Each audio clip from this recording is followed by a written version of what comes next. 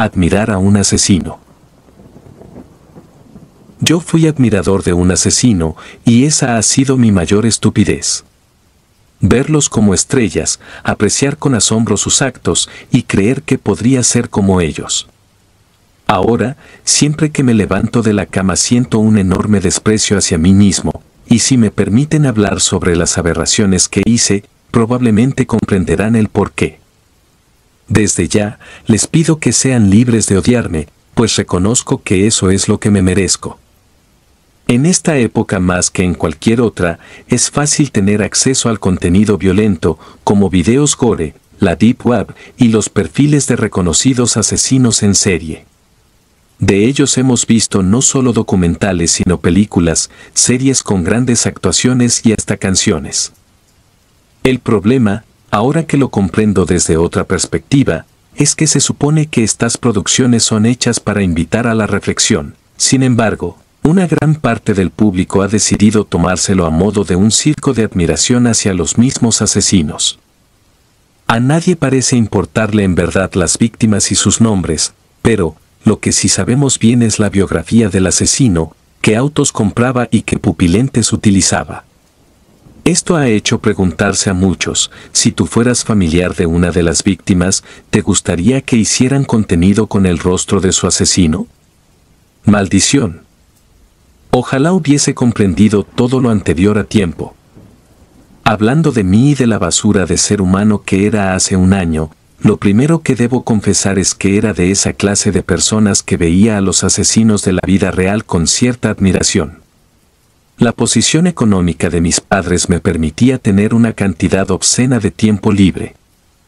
Como papá ganaba de 60 a 70 mil pesos mensuales, el preocuparme por conseguir un trabajo a mis 20 años era algo opcional, yo era lo que se le conoce como un junior. Con tantos meses libres por delante, me dediqué a investigar sobre homicidios y consumir cualquier producción que tuviera que ver con muertes violentas. Al principio creí que lo hacía por interés al tema, mas, sin darme cuenta de ello, el interés se deformó en una trastornada admiración. No admiraba a esos psicópatas porque estuvieran de moda, los llegué a admirar porque me parecían las personas de más poder y frialdad entre nosotros. Uno investiga sobre los casos más famosos, y ninguno parece haber tenido miedo a algo, ni siquiera a la misma ley. Pensaba que, si el mundo fuese una selva, entonces ellos eran nuestros mayores depredadores. A la par en que crecía mi fascinación por los psicópatas de la vida real, en Netflix se estrenó la serie de Jack Packard, uno de los asesinos más temidos de su época. Su historia ya me la sabía al derecho y al revés, mas, aún con ello, quise empezar a verla por el mismo gusto del que hablé antes. En menos de una semana desde su estreno, el caso de Jack se volvió una tendencia. Hace casi 30 años, la figura de Jack Packard fue motivo de escándalo y conmoción en los Estados Unidos. El hombre era un despiadado caníbal, creador de torturas que solo a una mente demasiado enferma se le podrían ocurrir. El tipo hizo de su propia casa una fosa común con los cadáveres putrefactos de sus víctimas.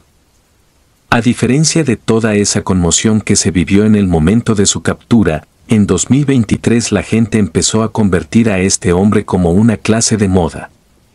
Muchos aseguraban identificarse con él, e incluso subían fotografías a internet copiándole su forma de vestir.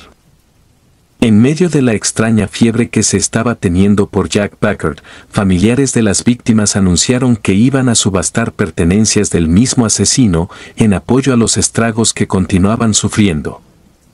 Portándome como un miserable, tomé todo el dinero que tenía ahorrado de lo que me daba mi padre y viajé hacia Estados Unidos, con la única finalidad de obtener alguna de estas pertenencias. Desde luego, no estaba allí porque en verdad quisiera apoyar a alguien, fui a esa subasta porque sabía que los nuevos fanáticos de Jack iban a ser los primeros en abalanzarse y sentía la necesidad de no quedarme atrás. Un mes antes de aquella subasta, habían llevado al mismo lugar pertenencias de los Rolling Stones, con cosas como ropa, guitarras e incluso mechones de cabello. El hecho de que hicieran algo tan parecido con las cosas de este asesino hacía que muchos lo viéramos del mismo modo en que se toma a una estrella de la música. A punto de quedarme en ceros, logré hacerme acreedor de una de las camisas que Beckert más utilizaba. Esta llevaba escrita la palabra homicida a base de tinta indeleble y de color rojo, ya que él mismo se encargó de escribirla a pocos meses de ser capturado y asesinado en la cárcel. En cuanto volví a casa, la empecé a presumir con mis amigos y también en redes. A mis padres esto no les agradó en lo absoluto, y me rogaban que no la utilizara estando en casa, ya que a mamá le causaba mucha incomodidad pensar en las cosas que Jack hizo portando tal ropa. A excepción de la casa, salía a cualquier parte con la camisa de homicida puesta, pues quería darme una pequeña idea de cómo se pudo sentir estar en su lugar.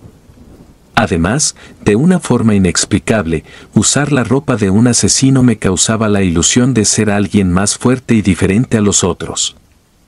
Recuerdo que en la calle hubo quienes me miraban con odio y otros que hasta pidieron sacarse un par de fotos conmigo, cosa que nunca antes me había ocurrido. Después de estar usando la camisa de Jack durante 3 días consecutivos, empecé a tener cierto malestar en la piel.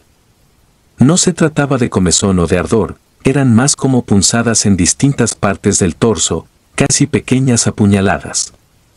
A pesar de la incomodidad, no hubo día en que me la quisiera quitar, ni siquiera para lavarla. Con motivo del Día de Niños, mis padres quisieron organizar una fiesta que tendría de todo, menos niños. Por lo que entendí, en casa planeaban hacer una fiesta así con decoraciones infantiles para recordar al niño interior, pero la finalidad era recibir a puros adultos para que se alcoholizaran. En las ridículas invitaciones, mamá puso como sugerencia a los invitados que fueran disfrazados de algún personaje infantil que les gustara. En lo personal, me pareció la idea más tonta, aún así tenía en planes estar allí, porque muchos de mis amigos se harían presentes por el alcohol gratis. El 30 de abril, por fin Día del Niño, antes de ir a la fiesta pasé a recoger un disfraz que dejé encargado, y después me dirigí a casa de una maquillista para quedar idéntico al personaje que escogí. En respuesta a la tonta temática infantil que escogieron mis padres, decidí que llegaría a la casa disfrazado de John Wayne Gacy, alias Pogo el payaso. De alguna u otra forma, se podía decir que fue un personaje bastante relacionado con los niños, y de seguro al verme tomar su papel, los invitados de la fiesta llegarían a comprender cuál era mi verdadera opinión en cuanto a su celebración ridícula. Por algo el Día del Niño se llamaba así, y no Día del Adulto. Luego de comprarle a un vendedor de globos todo lo que tenía, me fui directo a la casa. Aunque ahora mi apariencia era la de otro asesino, todavía llevaba puesta la camisa de Jack, esta vez debajo del traje de payaso. Al verme llegar con el disfraz de aquel asesino de menores, a nadie en la fiesta pareció causarle gracia a un inicio. Sentado en la sala estaba mi padre, personificado como el Chapulín Colorado. En cuanto me vio, me pidió que por favor me fuera a disfrazar de algo más, o que por lo menos me retirara el maquillaje.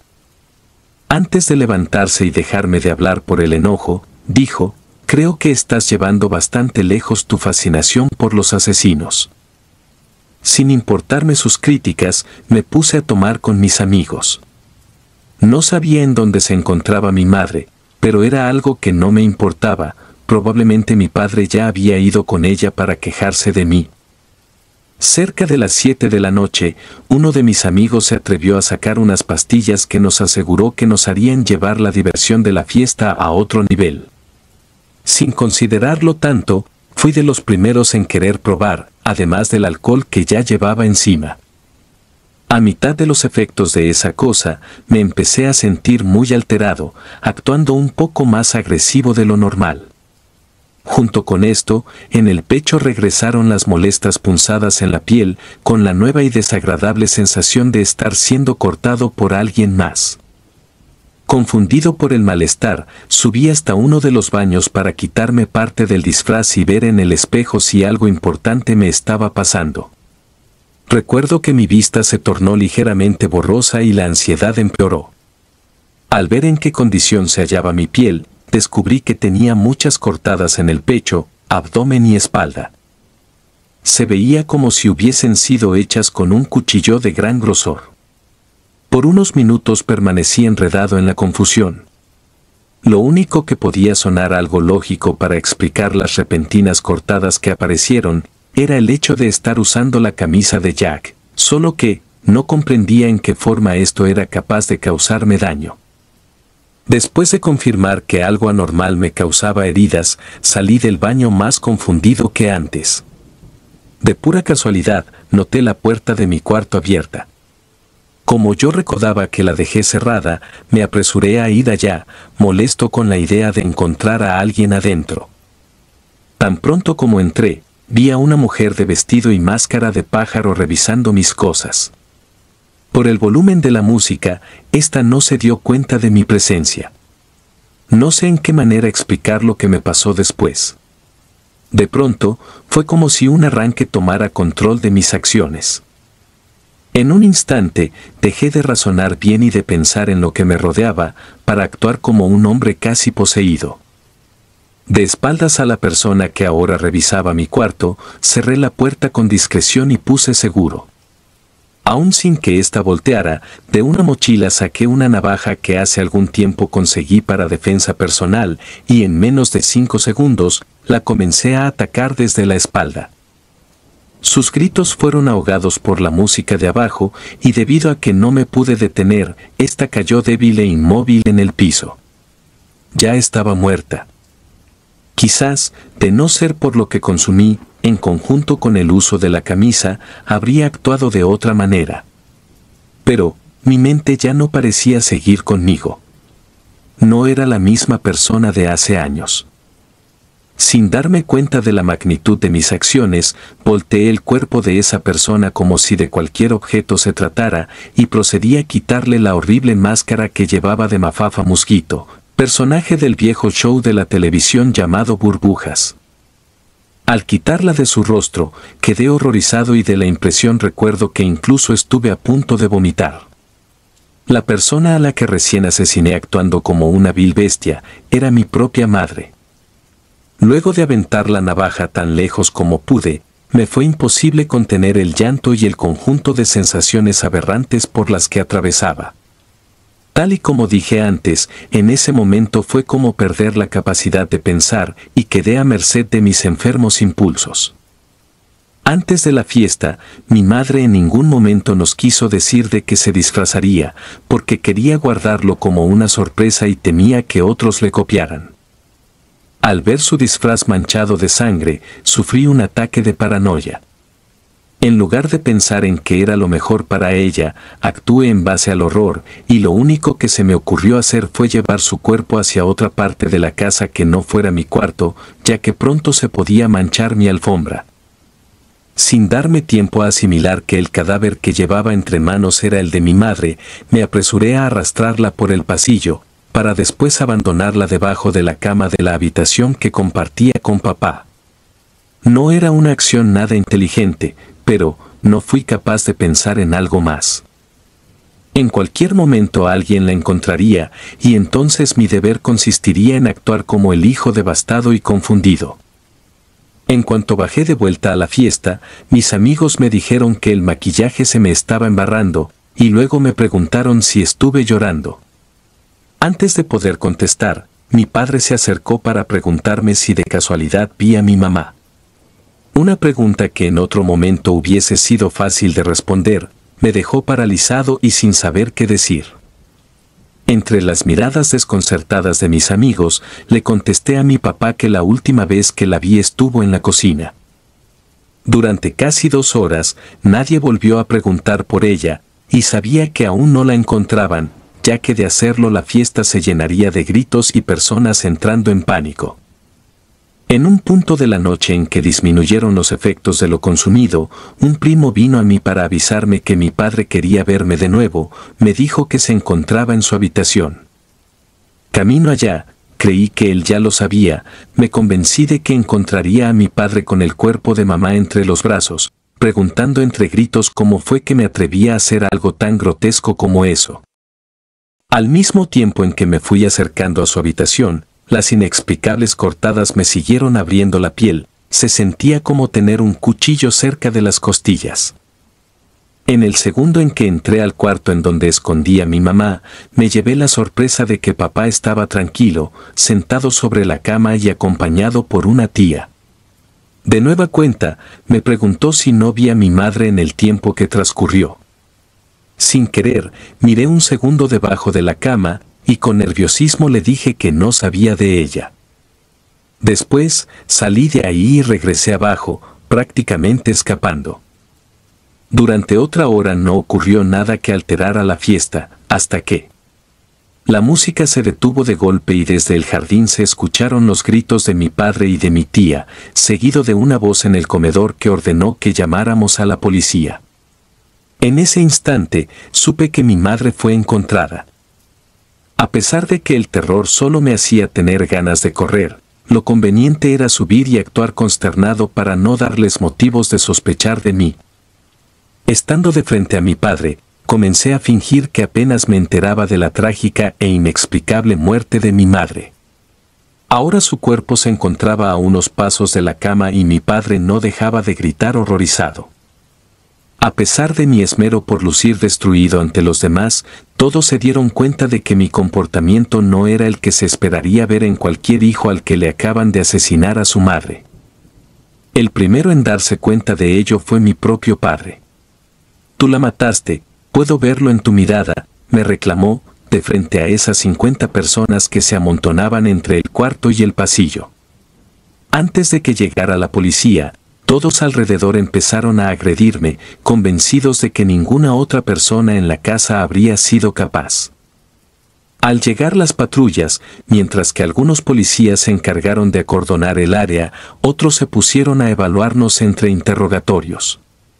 Ya que mi padre fue el primero en señalarme como posible culpable, entre 3 oficiales me acorralaron y llevaron a lo más apartado de la casa para analizar mi comportamiento. En primera instancia, comentaron que mi atuendo de pogo, en conjunto con mi fascinación hacia los asesinos, eran factores que jugaban bastante en mi contra. Al pasar de unos minutos, recogieron el cuerpo de mi madre para hacerle una autopsia. En cuanto a mí, me llevaron con estos para mantenerme detenido, al menos hasta que se comprobara si en verdad era tan inocente como se los aseguraba. Mientras me mantenían detenido, me hicieron quitarme el disfraz, así como la camisa que ahora sabían que conseguí en la subasta de Jack Packer. En el momento en que mi piel se quedó expuesta, los policías dejaron salir exclamaciones de impresión y desagrado. Uno de ellos me preguntó: ¿tú te hiciste esas cortadas solo? Al ver hacia mi pecho, descubrí con el mismo horror que ellos, que las cortadas de cuchillo se habían multiplicado y algunas se veían muy profundas. Estas no estaban así hace unas horas, la última vez que me miré a mi espejo. De pronto, era visto ante la ley como alguien al que le gustaba autolesionarse. No supe cómo explicar la aparición de aquellas cortadas. Si les decía que estas aparecieron solas por el uso de la camisa de Jack, ninguno de ellos me iba a creer. Por un día completo estuve detenido, pero se vieron en la obligación de liberarme, porque hasta entonces no hallaban nada en mamá que sirviera para inculparme. La navaja con la que la ataqué la escondí, y por los guantes que llevaba puestos por el disfraz de payaso a la hora de hacerlo, ni siquiera pudieron dar con mis huellas. Previo a soltarme, me advirtieron que permanecerían cerca, por lo que no contaba con una escapatoria. Como la casa tenía a más policías revisando el lugar, preferí irme a hospedar en un hotel cercano. Sabía que no era del todo libre, mas no se me ocurrió nada mejor. Entré a la habitación del hotel con la misma camisa usada por Jack, con la única diferencia de que ahora ya no me enorgullecía el portarla. En un intento desesperado por quitármela y no volverla a usar nunca, fui al baño y me la retiré, sufriendo por el ardor de las heridas.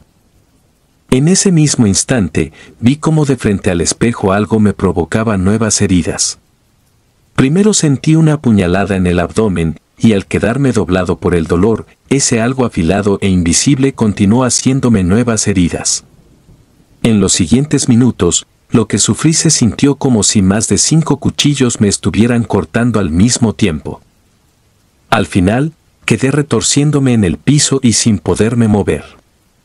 Aunque no recibí una sola puñalada, las cortadas eran incontables. Me costó trabajo poderme levantar después de aquello. Al mirar cómo se encontraba mi cuerpo ahora, no parecía quedar centímetro que no estuviera cubierto por cortadas. Entre las líneas que se me abrieron, en el pecho me rebanaron la frase, ¿aún crees que es divertido? Al leer esto, supe que de alguna manera mi dolor fue causado por el mismo Jack Baker. Por lo visto, los fantasmas existían y aún en la muerte podían ser violentos. Y si no se trataba del fantasma de Jack, entonces el hacerme propietario de algo suyo me dejó maldito. Ante la pregunta que me quedó cortada respondí con un no. Ni admirar a los homicidas o convertirse en uno es algo divertido. Ya sabía lo que se sentía acabar con la vida de alguien y no era nada de lo cual estar orgulloso. A pesar de las investigaciones y la autopsia de mi madre, nunca pudieron comprobar que fui yo el culpable, hasta hoy, que estoy teniendo el atrevimiento de hablar sobre todo esto. Aunque hace un año no me culparon por aquel homicidio, mi padre continuó estando seguro de que fue obra mía y de nadie más. Por lo tanto, me terminó echando de la casa. De ser un joven consentido, tuve que aprender a arreglármela solo trabajando como un lavaplatos. Diría que así terminó todo, pero, si estoy contando esto, es porque algo más grande que yo sigue atentando en contra de mí. Cada noche me es imposible dormir, porque esta cosa no me ha dejado en paz. A diario vuelvo a ser atravesado y rebanado, al punto en que ni siquiera las curaciones son suficientes para hacer que las heridas cierren. Por mi condición de salud actual, sé que ya se acerca mi tiempo de morir. Creo que la muerte lenta es lo peor que le podría desear a alguien, y no creo ser el único en pensar así. Pues, entre ser atacado durante 2 minutos y morir, a diario ser apuñalado durante 1 año y sentir tu agonía pasar, cualquiera preferiría quedarse con la primera opción. Sé que pronto voy a morir a manos de esta fuerza sedienta de sangre, y supongo que me lo merezco, por pensar que los homicidas de la televisión eran tan grandiosos como cualquier otro famoso del medio artístico. Al servicio de la muerte.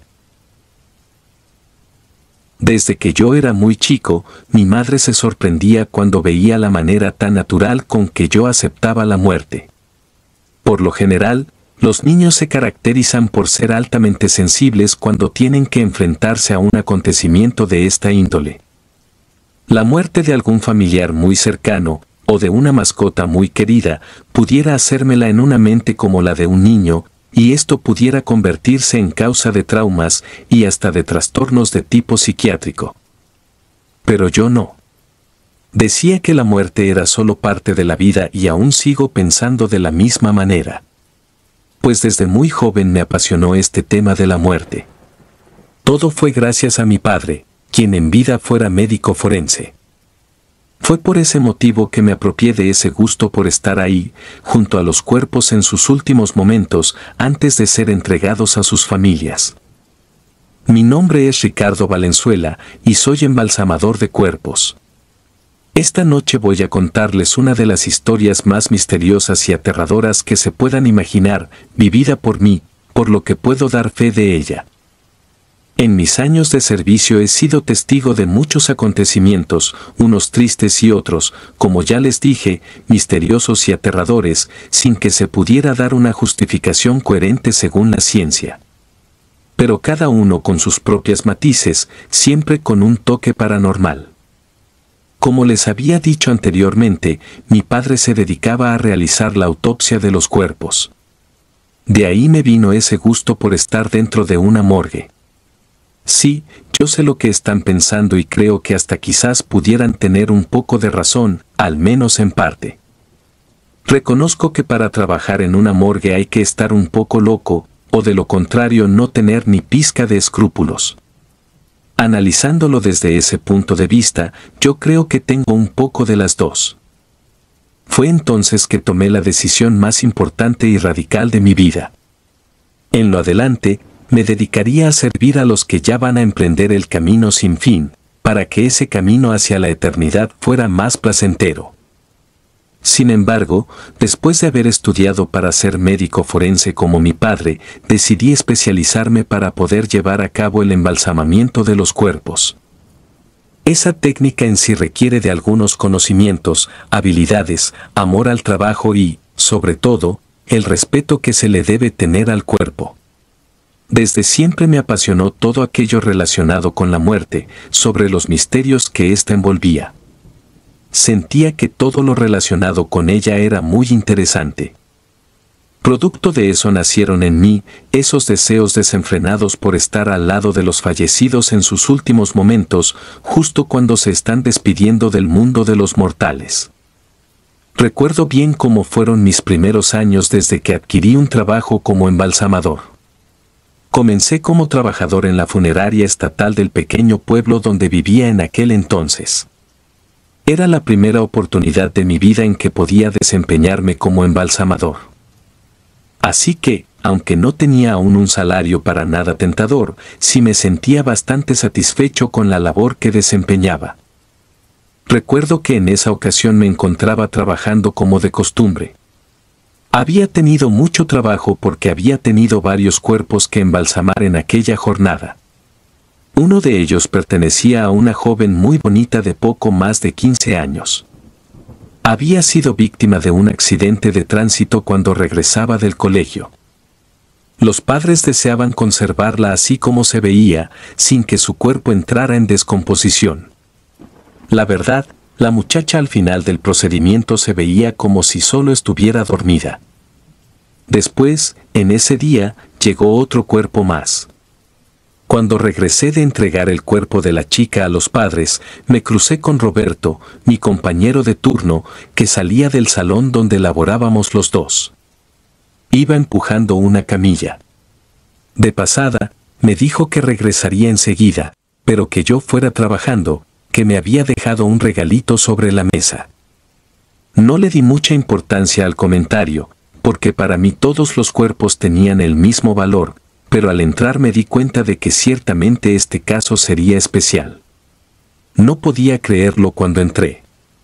El corazón me dio un vuelco cuando vi el cadáver que estaba sobre la mesa. Aquel cuerpo era de una niña, como de 4 años más o menos. Era una niña normal, nada fuera de lo común. Era muy hermosa y grande. A simple vista se podía notar que debía ser una niña muy amada porque estaba muy bien alimentada y tenía una piel muy cuidada.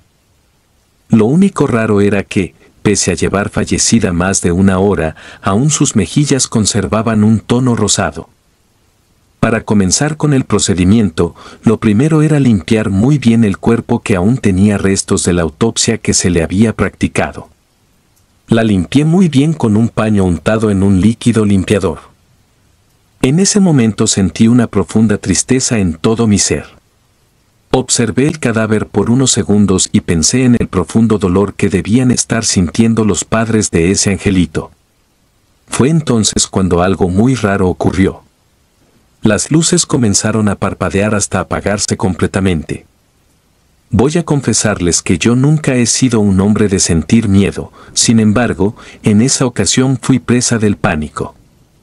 Primero quise pensar que solo era un corte de luz sin importancia, pero al mirar por la hendidura de la puerta, pude comprobar que el corredor estaba completamente alumbrado. Fuera cual fuera el defecto eléctrico, solo afectaba el salón de embalsamamiento. Comencé a caminar hacia la puerta de salida, con la intención de verificar que ciertamente el corte era solo allí y no era una ilusión óptica. Y en efecto, toda la funeraria estaba iluminada. Entonces tuve la idea de que quizás había sido algún problema en los fusibles. Ya me disponía a chequearlos, cuando escuché un sonido proveniente de la mesa donde hacía unos minutos había dejado el cuerpo sin vida de la niña. Un sonido que yo conocía muy bien y que me hizo estremecer por completo. Escuché el llanto muy triste. Yo sé que todos los llantos lo son, pero este era un llanto de dolor y desesperación.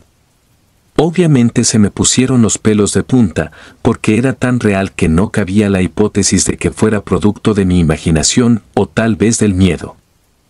Comencé a preguntarme por qué solo se fue la corriente en el cuarto donde yo me encontraba. Entonces una luz se prendió de pronto en mi memoria y una idea fugaz llegó y siguió de largo. Roberto, mi colega de labor, me estaría jugando una broma. Entonces sonreí aliviado porque comencé a encontrarle un poco de lógica a aquella situación tan espeluznante. Quizás aquel llanto no fuera más que una reproducción de alguna grabadora o hasta de un celular. Y mi compañero desconectó la electricidad solo para asustarme. Roberto, no fastidies más con el numerito que no vas a asustarme, no pierdas tu tiempo, y acaba de entrar que yo no creo en fantasmas, dije, pero nadie contestó. En esos momentos me di la vuelta muy tranquilo para regresar a continuar mi trabajo, porque estaba convencido de que aquello se trataba solo de un mal chiste. Encendí la lámpara de mi móvil porque ya había perdido muchísimo tiempo y quería demostrarle a Roberto que no me importaba estar a oscuras para cumplir con mi deber.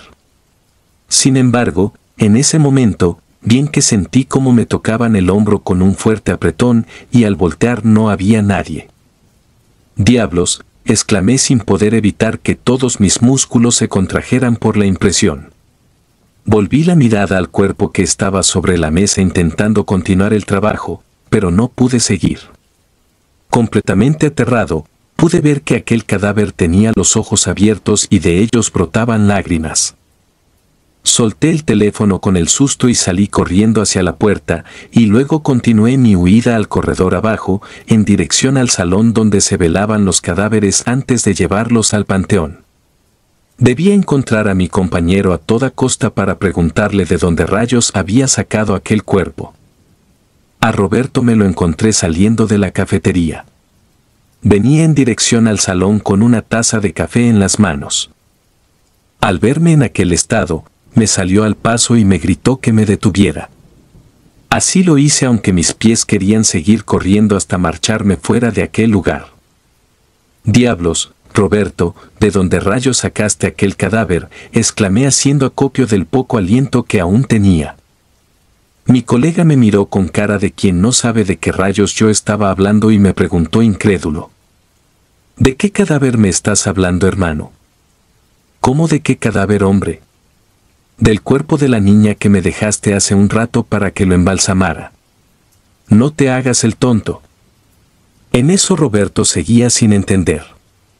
Me dijo que él llevaba mucho rato en la cafetería y que el último cadáver que llevó al salón era el de la muchacha de 15 años.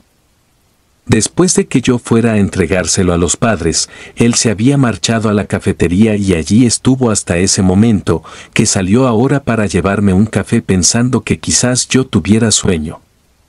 Le conté todo lo que había pasado, desde el mismo momento en que me crucé con él cuando salía con la camilla, hasta cuando vi a los ojos de la niña llorar.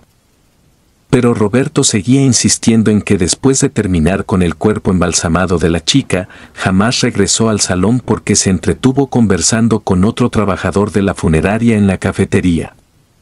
Yo no entendía nada, y él tampoco. Me dijo que iría al salón para corroborar mi versión y me invitó a acompañarlo. Yo estaba negado a hacerlo, pero después de un rato, cuando estuve un poco más calmado, me decidí a acompañarlo. Quería disipar aquel mar de dudas que me estaba ahogando y arrancar de mi pecho aquella enorme agonía que me hacía retroceder. Caminamos por el corredor en dirección al salón donde se suponía que estaba el cuerpo. Roberto se veía bastante tranquilo. Lógicamente, pues no fue a él a quien le ocurrió aquello. Llegamos por fin y entramos. Al pararnos frente a la puerta, con sorpresa pude ver que ya la luz estaba encendida. Pero bueno, eso podría tener una explicación lógica. Quizás se había solucionado el problema que había propiciado que nos quedáramos a oscuras. No sé cuál, pero podría ser. Lo que sí no podía ser y no tenía explicación lógica era que, al entrar e ir hasta donde había dejado el cadáver, me encontrara con que la mesa estaba totalmente vacía. No lo podía creer. ¿Qué rayos estaba pasando? Alguien habría robado aquel cuerpo sin vida. ¿Y con qué objetivo? Le dije a Roberto que teníamos que reportar la desaparición de aquel cuerpo, pero él se negó.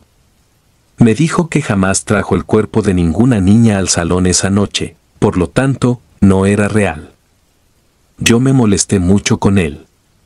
Le dije que yo no estaba loco y que no le permitiría que me tratara como tal. Pero él insistía en que seguro me había quedado dormido y todo había sido un mal sueño.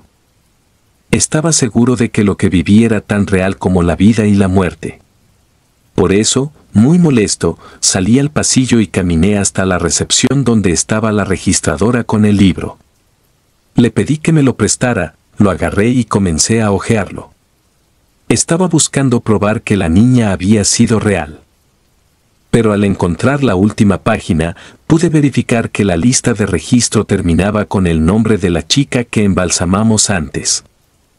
Incrédulo, miré a Marlene, la muchacha que era la encargada del registro, y le pregunté por qué no había registrado a aquel cadáver en el libro, y hasta la amenacé con quejarme con la administración. ¿De qué me estás hablando, Ricardo?, exclamó entre incrédula y molesta por mi atrevimiento. La verdad, yo estaba a punto de sufrir un infarto de tan alterado que estaba. No entendía nada, pero al menos si todo había sido un sueño, no tendría problemas con la justicia por la misteriosa pérdida de aquel cadáver. Por suerte, después de ese misterioso incidente, no recibimos otro cuerpo para procesar. Como no había nada que hacer, fuimos hasta el cuarto que estaba preparado para que los trabajadores descansáramos. Enseguida Roberto se durmió, pero yo, por mucho que me esforzaba, no lograba hacerlo. Pues aquella incertidumbre no me dejaba conciliar el sueño. Yo no estaba loco como todos pensaban, no tenía cómo probarlo, pero todo lo que había dicho era verdad y por eso era que aquel asunto me daba vueltas en la cabeza. Habían pasado más de 2 horas cuando cerré los ojos intentando obligarme a descansar, cuando comencé a sentir un frío horrible, de esos que llegan a provocarte dolor en todas las articulaciones del cuerpo. Entonces pensé que la calefacción se hubiera descompuesto y me senté en la cama con la intención de ir hasta el armario por una cobija que pudiera proporcionarme un poco de calor. ¡Rayos!, exclamé sin poder evitarlo cuando vi la silueta de la niña parada delante del armario. La luz estaba apagada, pero estaba seguro de que era ella y que por algún motivo estaba allí. Entonces volví a cerrar los ojos y con mis 2 manos los froté desesperadamente, y al abrirlos ya no vi nada más que oscuridad. Me preguntaba por qué aquel fantasma estaba atormentándome precisamente a mí, si yo nunca antes la había visto. Sabía que quería decirme algo y si era así, seguro se me iba a revelar otra vez. Pensé en despertar a Roberto y decirle que aquella niña había estado allí, dentro de aquella habitación, pero luego desistí. Seguramente me tacharía otra vez de loco o diría que había sido un sueño. Así que lo dejé dormir y me acosté otra vez, porque les confieso que tenía tanto miedo que no me atreví a levantarme para ir por la cobija. Por fin llegó la mañana, y por suerte, esa noche no tuvimos ninguna otra solicitud de servicio. Cuando llegó el relevo, entregamos el salón como lo hacíamos siempre y después, mi compañero y yo fuimos hasta el parqueo para recoger nuestros autos y marcharnos a casa por fin. El velador que estaba en el parqueo me entregó la llave del carro muy sonriente y después de desearme los buenos días, se marchó. Esa mañana estaba particularmente cansado.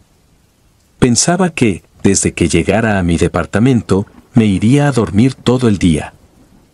Pero por mucho que me esforzaba, no lograba dejar de pensar en aquel caso tan misterioso y aterrador. Recuerdo claramente que comencé a sentir aquella sensación tan rara que ya conocía. Era como si alguien me estuviera observando fijamente. No sé si ustedes saben de lo que hablo, pero sentía una influencia en mí que me obligaba a pensar que había alguien en el asiento trasero de mi carro, mirándome fijamente. No me atrevía a voltear y mucho menos a mirar por el retrovisor, pero presentía que el espíritu de aquella niña estaba en el asiento trasero de mi carro, no sé con qué objetivo. Entonces decidí fingir que no me había dado cuenta de su presencia. Crucé toda la ciudad con aquella opresión en mi nuca, aquel sobresalto cuando una ráfaga de aire frío me refrescaba la espalda. Ahora sé que lo más inteligente hubiera sido encararla y preguntarle qué quería de mí, porque era obvio que por algo me perseguía. Pero por mucho que me esforzaba, no podía hacerlo. El miedo que sentía era tan grande que el solo hecho de pensar que estaba siendo acosado por un ser del más allá, me congelaba. Por fin llegué a mi edificio. Dejé el auto en el parqueo que compartimos todos los que convivimos en él, y después de subir en el ascensor, por fin me vi abriendo la puerta de mi casa. Tengo la costumbre de separar las cosas que llevo al trabajo de las que utilizo diariamente en mi casa. Hay que tener claro que he trabajado con cuerpos de todo tipo y algunas enfermedades son muy contagiosas. Por eso, cuando entro, lo primero que hago es ir directamente a dejar mis pertenencias en el lugar que tengo habilitado para eso, y después me voy directo al baño para ducharme, y arrancar de mi cuerpo cualquier virus o bacteria que pudiera venir adherida a él y que pudiera contagiarme con alguna enfermedad.